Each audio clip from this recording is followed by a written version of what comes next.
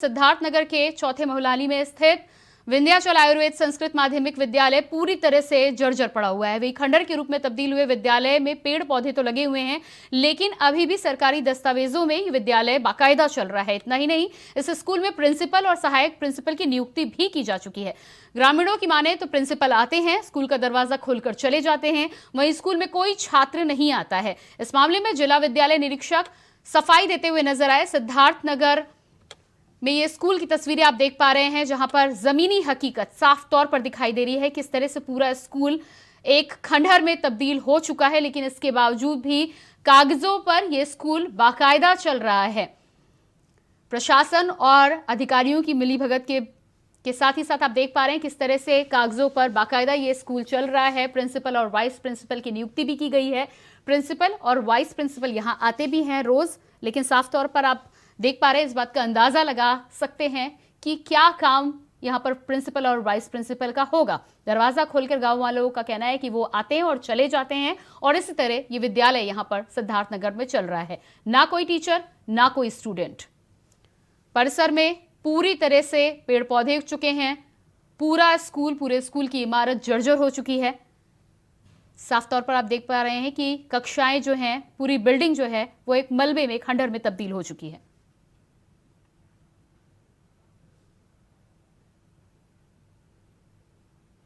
तो सिद्धार्थनगर का ये स्कूल आप देख पा रहे हैं, तस्वीरें आप देख पा रहे हैं, हैरान कर देने वाली ये तस्वीरें हैं।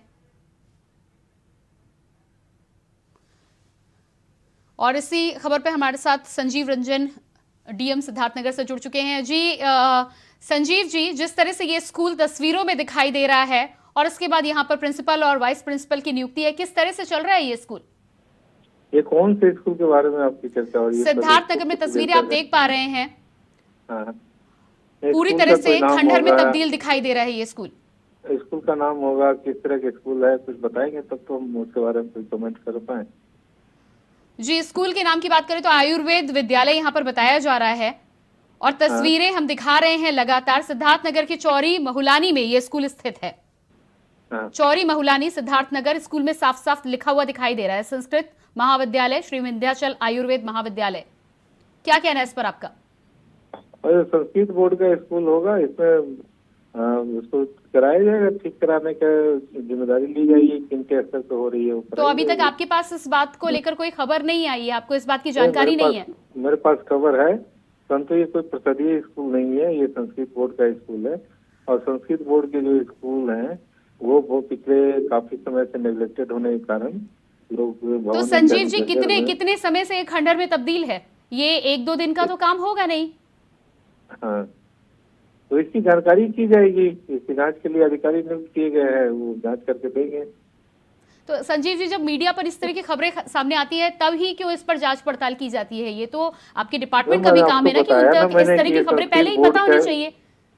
अगर संस्कृत बोर्ड का स्कूल है तो संस्कृत बोर्ड के स्कूल ज्यादातर इस तरह की स्थिति में पहुंच। देखिए संजीव जी, ठीक है संजीव जी, मेरा सवाल यह है कि पहली बात तो कब तक हो पाएगा, दूसरी बात यह है कि खंडहर तब्दील 1 या 2 दिन में तो हुआ नहीं होगा। इस खंडहर को तब्दील होने में दसियों साल लग जाते हैं। ऐसा है तो हाँ, खंडहर में तब्दील हुए होंगे, वहाँ अगर सही से वो स्कूल नहीं चल रहे होंगे तो स्वाभाविक है कि धीरे धीरे हुए होंगे। वो बोर्ड का स्कूल है, वो कोई सरकारी प्रसादीय स्कूल नहीं है जिसके भवन की जिम्मेदारी हमारी है। जी संजीव जी, आप जिम्मेदार पद पर बैठे हुए हैं, आपसे गुजारिश है हमारी कि ये जो भी स्कूल है कि आप इसका औचक निरीक्षण करेंगे, और अभी तक जो हो गया वो हो गया, आगे के लिए क्या कुछ कार्रवाई होगी? जांच अधिकारी हमने दिया है, डीआईओ साहब देखेंगे, उसमें जिस कंसर्न ऑफिसर को या जिस विभाग को बनवाना होगा संस्कृत बोर्ड के किसी की मान्यता प्राप्त होंगे। कब तक कार्रवाई का आश्वासन देते हैं आप? ग्रामीणों की यदि हम बात करें, ग्रामीण इस बारे में जानना चाहेंगे। बच्चे जो स्कूल आना चाहते हैं वो इंतजार कर रहे हैं, आपसे कुछ आश्वासन मिल पाएगा कि कब तक यहाँ पर अधिकारी होंगे, कब तक आगे कार्रवाई की जाएगी? हम यथाशीघ्र उसको कराने का प्रयास करेंगे। जी, मैं समय आपसे जानना चाहती हूँ कि कितना समय लगेगा, कब तक आपने? देखिए, समय तो सबसे पहले जो बनाना है, जिनकी जिम्मेदारी है उनसे हम लोग कहेंगे, वो बनाएंगे। देखिए संजीव जी, समय सीमा यदि आप देंगे तभी आश्वासन हो पाएगा, क्योंकि कागजों पर तो स्कूल पहले से ही चल रहा है। यदि आपने यहाँ पर आप आएंगे और उसके बाद आपने बोल दिया कि कार्रवाई होगी, तो कब तक होगी? इस बात का आश्वासन कैसे मिलेगा? जांच करने के पश्चात जो समय सीमा मिनिमम हो पाएगी उसमें हम लोग करेंगे कार्रवाई उस पर। मिनिमम समय सीमा का कुछ समय निर्धारित है? 3 महीने, 4 महीने, 5 महीने, कुछ आश्वासन देना चाहेंगे आप इंडिया वॉइस अगर पर? नहीं बननी होगी तो सबसे पहले तो उसकी धनराशि की आवश्यकता होगी, तो उसका हम एस्टिमेट बना के पहले अगर शासन से पैसा मिलेगा तो शासन से मांग करेंगे, अगर उसको प्रधान अध्यापक को करना होगा तो प्रधान अध्यापक को कहा जाएगा। ठीक है, आप इस जिम्मेदार पद पे बैठे, आपको पता है डिपार्टमेंट में कैसे काम लगता है, अमूमन इस तरह के काम होने में कितना समय लगता है? अमूमन साल भर लग जाता है जब कोई नई बिल्डिंग बनाते हैं। तो आपका कहना है कि साल भर और लग जाएगा यदि कार्रवाई होती भी है। क्या आप औचक निरीक्षण के लिए जाएंगे इस साइट पर? साइट पे मैं या मेरे कोई जिम्मेदार अधिकारी जाएंगे।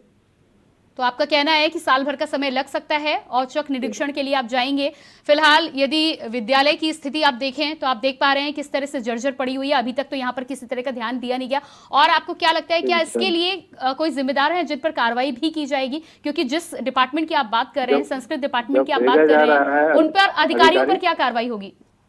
अधिकारी को भेजा जा रहा है तो उसकी वो जिम्मेदारी भी तय करेंगे किसकी जिम्मेदारी है। ठीक है, उम्मीद करते हैं संजीव जी कि आप इसका निरीक्षण भी जल्द ही करवाएंगे और जो भी जरूरी कार्रवाई होगी वो आप करेंगे। हमसे बात करने के लिए आपका बहुत बहुत धन्यवाद। तो आप तस्वीरें देख पा रहे हैं इंडिया वॉइस पर लगातार, और कैलाश नाथ मिश्रा भी हमारे साथ जुड़ चुके हैं, इस स्कूल के प्रिंसिपल हैं, उनसे भी जान लेते हैं कि क्या ताजा हालात हैं। कैलाश नाथ जी, स्कूल के जो हालात हैं वो तस्वीरों में साफ दिखाई दे रहे हैं, स्कूल तो किसी भी तरह से इसे कहा नहीं जा सकता है, क्या कहना है आपका? इस पर क्या कहना, वही मांग किया गया है विभाग से, इसको निर्माण के लिए जब भी व्यवस्था बन पाएगी बनने के लिए प्रयास कर रहे हैं। जी कैलाश नाथ जी, आपसे सवाल है मेरा कि क्या बच्चे पढ़ते भी हैं यहाँ पर? एडमिशन है, रजिस्टर में नाम है? जी। आपकी नियुक्ति कब से हुई थी कैलाश नाथ जी? 2011 में। 2011 से आपकी नियुक्ति इस स्कूल में है। क्या आपने इसकी शिकायत विभाग से की? क्या आपने जानकारी दी कि क्या चल रहा है यहाँ पर? दिया था। किसको दिया था? विभाग को। तो विभाग से कोई कार्रवाई नहीं हुई? अब हुई कि नहीं इसका सूचना नहीं है। कैलाश नाथ जी, 2011 से लेकर 2023 का समय बहुत लंबा समय होता है, 1 दशक बीत चुका है।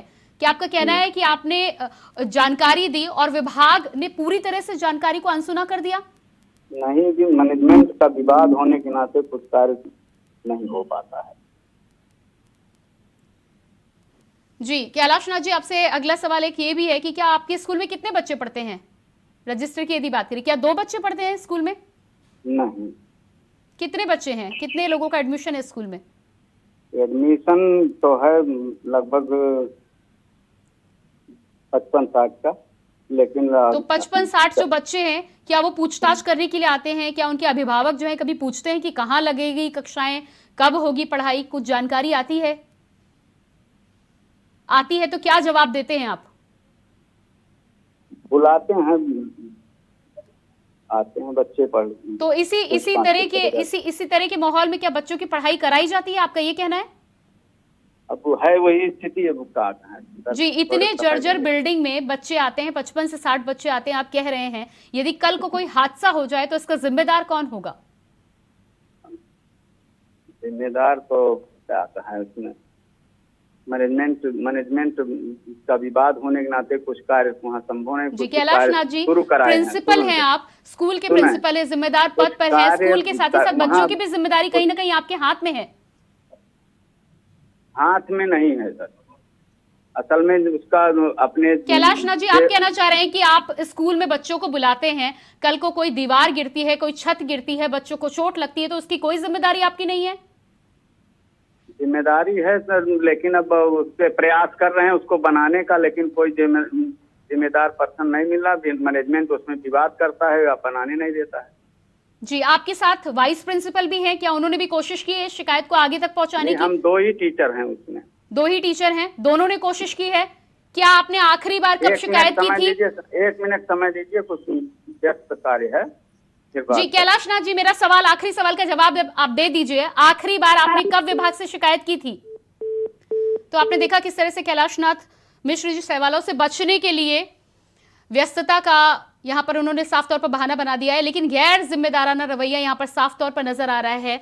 डीएम साहब का कहना है कि अब वो अधिकारियों को औचक निरीक्षण के लिए देखेंगे, लेकिन स्कूल के हालात आप देख पा रहे हैं। हैरान कर देने वाली यहां पर बात है कि जिम्मेदार पदों पर बैठे लोगों का जब इस तरह का रवैया रहता है तो आम आदमी से आप क्या उम्मीद लगाएंगे। 55 से 60 बच्चों का एडमिशन है, प्रिंसिपल साहब का ये कहना है। इसी बिल्डिंग में उन बच्चों को बुलाया जाता है, जान के साथ पूरी तरह से खिलवाड़ किया जा रहा है। यदि कल को कोई हादसा होता है तो इस पर प्रिंसिपल का साफ कहना है कि उनकी क्या जिम्मेदारी बनती है। इस तरह के जिम्मेदार लोग जब तक पदों पर बैठे रहेंगे तब तक किस तरह से ये नैया चल रही है, किस तरह से काम चल रहा है, ये आप साफ तौर पर देख पाते हैं। बड़ा सवाल यहां पर इंडिया